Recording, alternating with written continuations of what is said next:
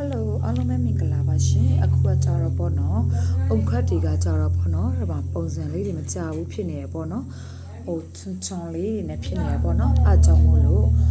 white ကလေးဒီလိုလေး white ကလေးဖြစ်သွားအောင်လုပ်ပြပါမယ်တိကျလေးကြည့်ထားနော်ဒါလေးကို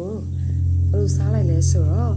ဒီနေရာအလဲစန်တာလေးကိုပေါ့နော်ဒီလိုလေးမှတ်ပြီးတော့ခြေတို့ကဘယ်လိုစားလိုက်လဲဆိုတော့ဒီမှာ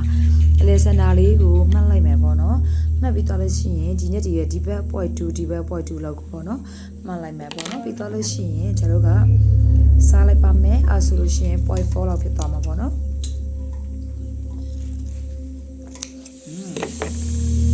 ဒါမျိုးလေးပေါ့နော်အဲ့လိုမျိုးလုပ်ပြီးတော့လို့ရှိရင်ခြေတို့ကဘယ်လိုလုပ်မလဲဆိုတော့ဒါလေးနဲ့ဒါလေးကိုဒီလိုလေးပေါ့နော်ဒီပေါ့နော်မညီမညာလေးနဲ့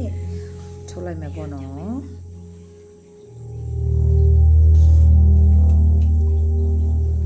ဟိုခတ်တွေပုံမကြဘူးဆိုပြီးတော့စိတ်ညစ်နေစရာမလိုဘူးပေါ့နော်ဟိုဘယ်လိုပြောမလဲဟိုမရှိလို့ရှိရင်ပေါ့နော်ဝယ်ဖို့ပြတ်နေတဲ့ချိန်ကြလို့ရှိရင်အကောင်းဆုံးဖြစ်အောင်လို့ customer တွေကိုဖန်တီးပေးလို့ရအောင်လို့ပါဒါလေးကိုညဝေပေးလိုက်တယ်ပေါ့နော်ဘယ်လိုပြောမလဲဆိုတော့ပေါ့နော်ကိုယ့်ဟာကိုယ်လုပ်လို့ရှိရင်အယောင်တူတာလေးနဲ့လုပ်ပေါ့နော်အခုကလုပ်ပြရတယ်ဆိုတော့လေအယောင်လေးကခွဲလဲနေမှာမလို့ပါ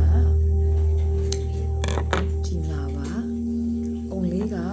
ဝိုင်းနဲ့ခက်ကလေးဖြစ်သွားပြီပေါ့နော်ဒီမှာကြည့်ပါဒီမှာနော်အရန်ကိုလှပတဲ့အုံလေးတအုံရသွားပြီပေါ့နော်ကျေးဇူးတင်ပါတယ်ရှင်